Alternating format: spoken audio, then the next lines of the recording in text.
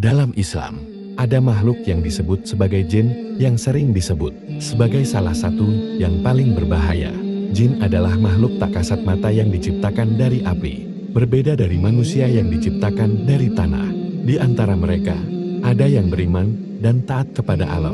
Namun sebagian juga yang durhaka, dikenal sebagai syaitan. Syaitan ini memiliki misi untuk menyesatkan manusia dari jalan yang benar, menggoda untuk berbuat dosa, serta menyebarkan rasa iri, dengki, dan kebencian.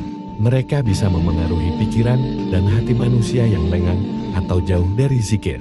Namun, dalam Islam juga diajarkan bahwa manusia bisa melindungi diri dengan berzikir, membaca Al-Quran, dan mendekatkan diri kepada Allah, sehingga tidak terganggu oleh godaan mereka. Dalam Islam, ada beberapa tanaman yang diyakini bisa mengusir jin dan setan karena khasiat dan keberkahannya. Berikut 4 tanaman yang dikenal mampu melindungi manusia dari gangguan makhluk halus. 1. Pohon bidara. Daun bidara disebut dalam Al-Quran dan sering digunakan untuk ruqyah atau pengobatan dari gangguan jin dan sihir.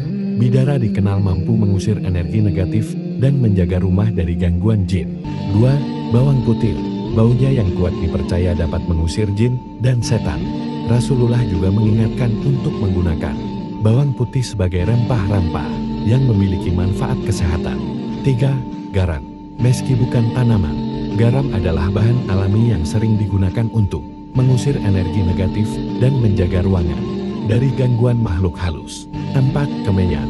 Tanaman ini juga memiliki aroma yang menyengat yang dipercaya membuat jin tidak nyaman. Dalam Islam, Ali bin Abi Thalib, seorang pemuda pemberani dalam sejarah Islam, dikenal karena keberaniannya dan kesetiaannya kepada Rasulullah SAW.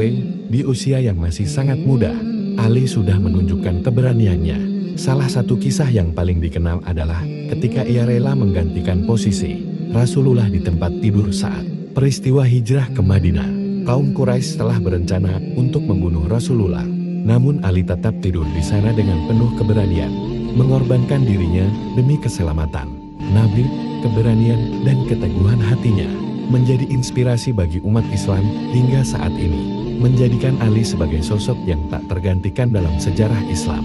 Dalam Islam, orang yang bodoh atau kurang bijak seringkali diingatkan untuk tidak mengabaikan ilmu dan hikmah. Beberapa sifat yang dimiliki orang bodoh dalam konteks ini antara lain: 1. Kebodohan terhadap ilmu. Mereka cenderung mengabaikan pembelajaran dan tidak berusaha untuk meningkatkan pengetahuan. Rasulullah SAW bersabda, menuntut ilmu adalah kewajiban setiap muslim. HR Ibnu Majah. 2. Kesombongan. Orang bodoh sering merasa cukup dengan apa yang mereka ketahui, menganggap diri mereka lebih tahu daripada orang lain, dan menolak saran atau kritik. 3. Kecenderungan pada keburukan. Mereka mudah terpengaruh oleh hawa nafsu dan perilaku negatif yang mengarah pada tindakan yang merugikan diri sendiri dan orang lain. 4. Tidak mampu mengambil pelajaran dari pengalaman. Orang yang bodoh biasanya tidak belajar dari kesalahan dan pengalaman hidup. Dalam Islam, neraka jahanam digambarkan sebagai tempat yang sangat menakutkan dan penuh dengan siksaan yang berat. Dalam Al-Quran, neraka dijelaskan memiliki beberapa tingkat, di mana setiap tingkat memiliki siksaan yang berbeda.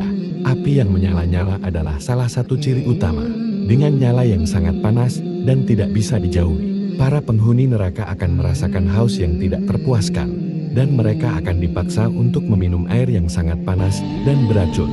Siksaan di neraka juga mencakup belenggu dan rantai yang mengikat mereka, serta makhluk-makhluk penjaga neraka yang mengawasi. Neraka jahanam bukan hanya tempat fisik, tetapi juga merupakan simbol penyesalan, dan penyesalan yang tiada akhir bagi mereka yang berpaling dari jalan yang benar. Dalam Islam, kepercayaan akan neraka menjadi pengingat penting bagi umat untuk menjalani hidup dengan penuh kebaikan. Dalam Islam, surga digambarkan sebagai tempat yang penuh dengan kebahagiaan dan kenikmatan abadi. Ketika seseorang masuk ke surga, mereka akan disambut dengan suasana yang sangat damai.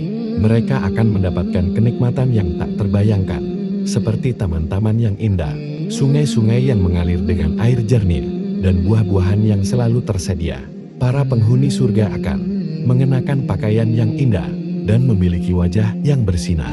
Mereka akan berinteraksi dengan teman-teman dan orang-orang tercinta, menikmati makanan dan minuman yang lezat tanpa batas. Tidak akan ada rasa sakit, kesedihan, atau kebosanan. Hanya kebahagiaan dan ketenangan yang tiada henti. Di surga, Allah juga akan memberikan penglihatan langsung kepadanya, yang merupakan nikmat terbesar bagi para penghuni surga. Setiap keinginan akan segera terpenuhi, dan mereka akan merasakan cinta dan kasih sayang Allah yang sempurna. Dalam Islam, ada beberapa ciri yang sering disebutkan tentang wanita yang akan menjadi pengikut Dajjal. Berikut adalah beberapa di antaranya. 1. Mudah terpengaruh. Wanita ini cenderung mudah dipengaruhi oleh ajaran dan propaganda Dajjal yang menjanjikan kesenangan dan kemewahan dunia. 2. Mengabaikan tanggung jawab. Mereka seringkali mengabaikan tanggung jawab keluarga dan agama, lebih mementingkan kesenangan dan kehidupan duniawi. 3. Berpakaian menarik. Ada deskripsi bahwa mereka akan berpakaian dengan cara yang sangat mencolok dan tidak sesuai dengan ajaran Islam, menunjukkan ketidakpatuhan terhadap norma-norma kesopanan. 4. Menyebarkan fitnah. Wanita ini juga dikenal aktif dalam menyebarkan fitnah dan kekacauan yang mendukung agenda Dajjal. 5. Cinta dunia dan harta. Dalam Islam, negara dengan durasi puasa terlama di dunia adalah Greenland, di mana umat muslim berpuasa hingga 20 jam dalam sehari selama bulan Ramadan. Situasi ini terjadi karena letak geografis Greenland yang dekat dengan lingkaran Arktik, di mana waktu siang dapat berlangsung sangat lama saat musim panas. Selama bulan Ramadan, umat muslim di Greenland menghadapi tantangan unik. Mereka harus beradaptasi dengan durasi puasa yang panjang. Tetapi ini juga menjadi kesempatan untuk memperkuat iman dan kebersamaan dalam komunitas. Meskipun tantangan tersebut berat, banyak yang merasa bersyukur dapat menjalankan ibadah puasa, berdoa, dan berbagi kebahagiaan dengan sesama, serta merasakan makna spiritual dari bulan suci ini. Ini adalah contoh bagaimana umat muslim di berbagai belahan dunia menjalani pengalaman Ramadan yang berbeda, tergantung pada lokasi dan kondisi geografis. Dalam Islam, terdapat beberapa jenis pekerjaan yang dianggap dilarang atau tidak sesuai dengan prinsip-prinsip syariah.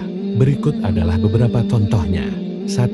Riba usuri. Pekerjaan yang melibatkan riba, seperti memberikan pinjaman dengan bunga, dilarang karena dianggap menindas dan merugikan orang lain.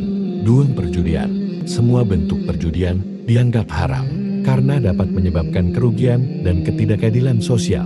3. Menjual barang haram.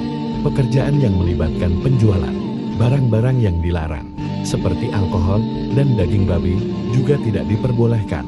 4. Prostitusi dan pelacuran. Pekerjaan yang melibatkan seks komersial dilarang, karena merendahkan martabat manusia.